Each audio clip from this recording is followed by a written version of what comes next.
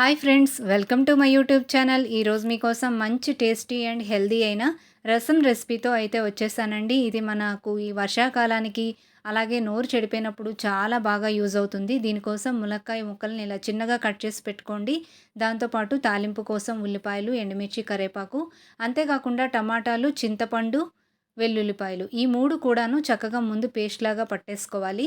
ఈ ప్రిపరేషన్ అనేది చాలా ఈజీగా ఉంటుందండి. ఈ వర్షాకాలంలో చక్కగా మనకు హెల్త్‌కి బాడీ హీట్‌గా ఉంచడానికి మంచి బ్యాలెన్స్ అవుతుందన్నమాట ఈ రసం అనేది. రసం పౌడర్ నేను ఎంటీఆర్ యూజ్ చేస్తానండి. 1 టేబుల్ స్పూన్ రసం పౌడర్, అలాగే హాఫ్ టేబుల్ స్పూన్ కారం, దాంతో పాటు కొంచెం పసుపు. మీరు కారం తగ్గించుకొని వేసుకోండి. లాస్ట్‌లో కావాలంటే ఎండుమిర్చి పోపులో ఎక్కువ వేసుకోవచ్చు. ఎందుకంటే ముందుగా వేసుకున్నారు అంటే కారం ఎక్కువైపోతుంది. ఈ 3 కూడాను చక్కగా ఫైన్ పేస్ట్‌లా అయితే పట్టేసి పక్కన పెట్టుకుందాం. ఈ తయారీ చాలా ఈజీ అని చెప్పాను కదండీ! చాలా అంటే చాలా ఈజీ మాట. దీని పక్కన మీరు ఏదైనా కర్రీ కానీ, లేదంటే ఫ్రై కానీ ఒకవేళ అది కాదు నాన్ వెజ్ తినేవాళ్ళైతే చక్కగా ఆమ్లెట్‌తో అయినా తినేయొచ్చనమాట. ఈ రసం అంత ఈజీగా ప్రిపేర్ అవుతుంది. అంతే టేస్టీగా కూడా ఉంటుంది. తప్పకుండా స్కిప్ చేయకుండా ఫుల్ వీడియో అయితే చూడండి. దీనికోసం 1 టేబుల్ స్పూన్ ఆయిల్ అయితే వేసుకుందాం ప్యాన్‌లో. దాని తర్వాత దాంట్లో ఆవాలు, జీలకర్ర, అలాగే అది చిటపటలాడిన తర్వాత సన్నగా తరుక్కున్న ఉల్లిపాయలు, కరివేపాకు, ఎండుమిర్చి ఇవన్నీ కూడా ఏసి ఇవి కొంచెం గోల్డెన్ బ్రౌన్ వచ్చే వరకు కూడా ఫ్రై అయితే చేసేసుకోవాలండి. మన రసంలోకి ఇంకా వెల్లుల్లిపాయలు అలాంటివి ఏమీ వేయం. ఎందుకంటే మనం పేస్ట్‌లోనే యాడ్ చేసాం కదా! అందుకని అది పచ్చి ఫ్లేవర్ ఉంటేనే బావుంటుంది.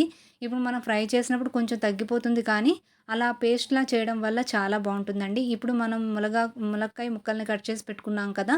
దాంట్లో ఉప్పు, అలాగే పసుపు ఇవి 2 కూడా వేసుకున్న తర్వాత మరొకసారి బాగా మిక్స్ అయితే చేసుకోండి. ఎందుకంటే ములక్కాయలనేది ముందుగా కొంచెం కుక్ అవ్వాలన్నమాట. అందుకోసం కొంచెం వాటర్ కూడా యాడ్ చేసుకొని మూత అనేది పెట్టి చక్కగా ఈ మునక్కాయలన్నిటిని ఒక 5 మినిట్స్ అండి. మరీ ఎక్కువ సేపు మీరు ఉడికించుకున్నారు అంటే ఇవి ఆహ్, విడిపోతాయన్నమాట. మనకు తెలిసిందే కదా! మునక్కాయ ఎక్కువ ఉడికిపోయింది అంటే ములక్కాయ ముక్క అనేది చెదిరిపోతుంది. అలా కాకుండా మీరు మధ్యలో చెక్ చేసుకోండి. చక్కగా కొంచెం వాటర్ ఏసి కుక్ అయిన తర్వాత ఇలాగ మనకు ముక్క అనేది తెలుస్తుందండి. ఇప్పుడు దగ్గరికొచ్చింది కదా! ఈ వాటర్ అంతా కూడాను అలా మరొకసారి అయితే ఇలా కలుపుకోండి. దీంట్లో ఉన్న వాటర్ అంతా చక్కగా డ్రై అయిపోయిన వరకు ఫ్రై అయితే చేసేసుకున్నాం కదా! ఇప్పుడు మనం దీంట్లోకి పేస్ట్ అయితే యాడ్ చేసుకుందాం.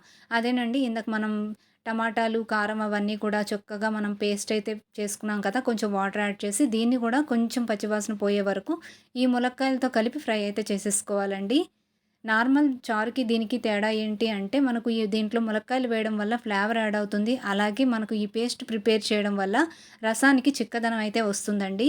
మనం ఈ వర్షాకాలంలో కంపల్సరీ మనం ఈ మునగాకు అనేది తీసుకోవాలనమాట. ఎందుకంటే మునగకాయలు కానీ, మునగ ఆకులు కానీ ఆషాఢం స్టార్ట్ అవ్వగానే అంటారు కదండీ! మునగాకు తినాలి అని. ఎందుకంటే ఇక్కడ మనం వేసవికాలం తర్వాత వెదర్ చేంజ్ అవ్వడం వల్ల ఐకి ఇన్ఫెక్షన్‌లు గట్రా రాకుండా మనకు పెద్దవాళ్ళు ఏం చెప్పేవారు అంటే మునగాకు తినాలి అని చెప్పేవారన్నమాట. అలాగే ఇక మనకు వర్షాలు స్టార్ట్ అయిపోయిన తర్వాత ఆకుకూరలు అలాంటివి తగ్గిస్తాం కదా!